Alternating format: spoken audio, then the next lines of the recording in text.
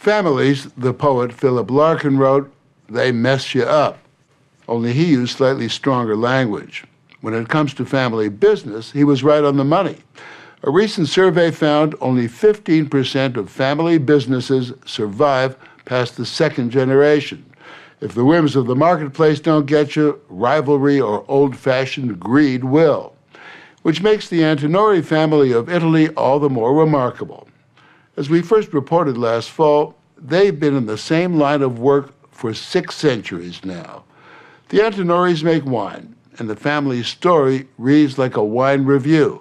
Complex, stylish, sophisticated, with a bouquet both elegant and earthy.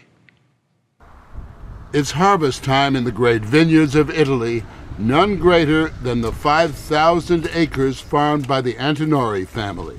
Until recently, Italian business, especially the wine business, was pretty much for men only. Girls normally in families like ours ended up to be married, possibly happily, and that's it, no need to work.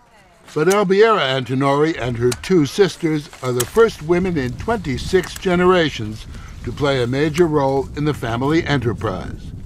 Allegra Antinori. I feel part of the land, I think I'm owned by that land. It's something very, very strong. From the fields to the cellars, you'll find the Antinoris women at work, hoping, as vintners have for centuries, that this year the balance of sun, soil, and rain will produce a vintage for the ages.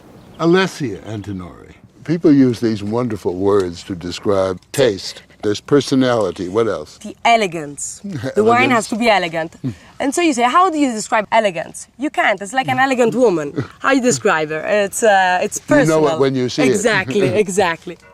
Their domain stretches from the legendary vineyards of Tuscany and Umbria to their property in California's Napa Valley.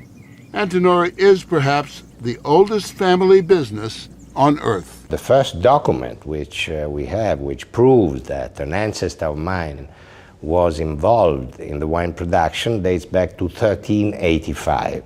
The patriarch and still the godfather is Piero Antinori. He's 70 and bears the noble title of Marchese. He works behind an antique desk that dates to the Renaissance. When we have to take some decision regarding the family, we have them here.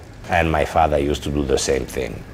And in his birthplace, Florence, the city that gave birth to the Renaissance, that flowering of art, science, and the good life, he leads a visitor to a small window to the past. It looks like a confessional. Hundreds of years ago, an Antinoris cellar master sat waiting for customers to knock. The cellar master would pass a bottle of Chianti wine, and he would receive the money back.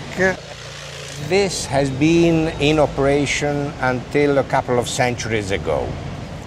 Recent history by your standards. Yes, really is. For 623 years, various Antinoris have kept the business going despite war, plague, political intrigue, and the shifting tastes of consumers. The family tree shows a bumper crop of Antinoris who made their mark, not just in wine, but in every aspect of Italian life. In business, in politics, in church. So the family always made sure back then that all bets were covered, correct?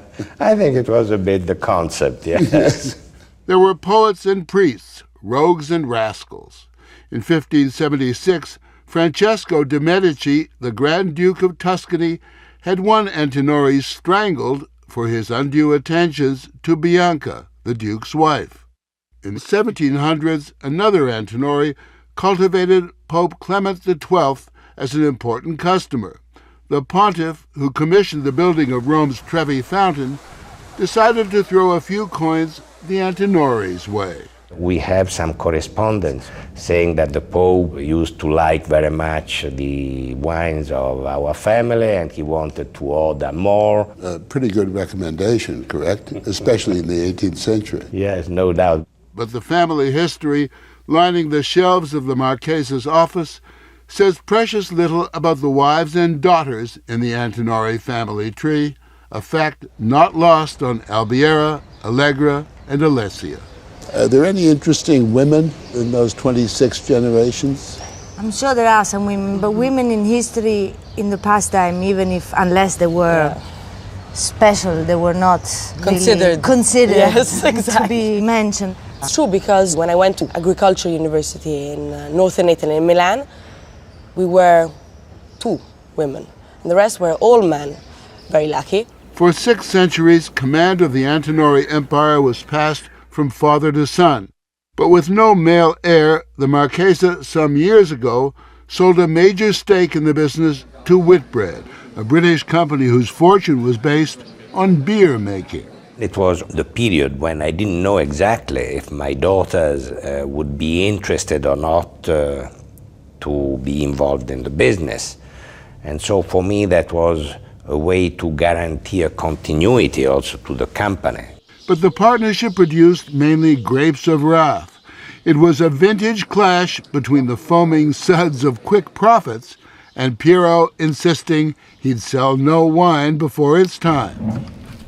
This marriage of inconvenience ended when Piero bought back the shares, keeping Antinori all in the family. I think he saw us interested and said, why not? What's wrong with girls? And so took his chance, expecting his daughters to fall in love with the business. And that they did. Now all 3 travel the countryside and the world, helping to grow, promote, and market Antinori wines. They sold 17 million bottles last year, $200 million worth, making a healthy profit. And though the business now involves spreadsheets and science, the basics still come, as they have for centuries, from down on the farm. Even with all this tradition and history and everything else, the family still regards itself as farmers, yes?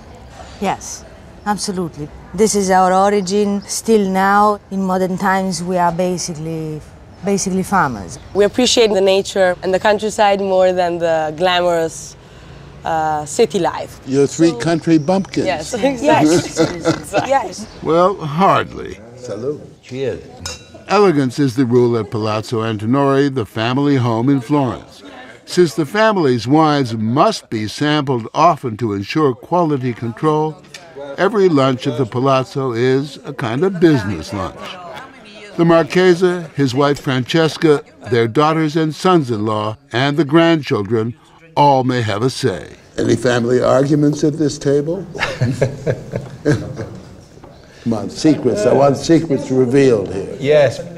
Sometimes we start with an argument, but after 3 or 4 glasses of wine, Everything disappears. This palazzo has been in the family since 1506, both the headquarters of the business and also the residence of the family. When an Antinori wishes to seek solace, or a place for quiet contemplation, or even a place to confess his earthly sins, it's hardly difficult. Just leave the Palazzo Antinori, and traffic notwithstanding, cross the Piazza Antinori, and within minutes arrive at the Cappella Antinori, the Antinori family chapel, where they might visit the tomb of Alessandro Antinori, one of the founders of the dynasty, and perhaps a nod to any number of Antinoris buried beneath the chapel floor. If wealth and history can buy you one lasting pleasure, it is convenience. Marchese Antinori, for instance, commutes by air to his most famous vineyard, Tignanello, in the Tuscan countryside south of Florence. Here the family developed the red wines for which they're famous. At his villa here, this is the view the Marchese wakes up to every morning. We have the vineyards and the landscape. But as the experience with the British partners showed, it's no business for the impatient or for those who have a taste for the quick buck. 10 years can pass from the time a new vine is planted until its wine comes to market. You have to be patient and to wait until the wine is good enough, the vines are old enough to produce a good wine. But it's not all dirt and business. there's that other estate, Guado El Tasso, on the Tuscan coast. I did my own stable, my own training track in the middle of the vineyards. I go riding there every morning. It's beautiful. I love it. It's a very good life you described. Are you spoiled? Yes, I am very spoiled, but I think we appreciate what we have. And they are constantly reminded that in this line of work, nature always has the last word. The Antinoris found the 2002 crop wasn't up to par and didn't bother bottling most of it. You cannot force things, you cannot force nature. If you have a bad vintage, tough luck. We can wake it up for a second before we put it back to sleep. Every few months, they check on the progress of their wine, fast asleep in the cellars.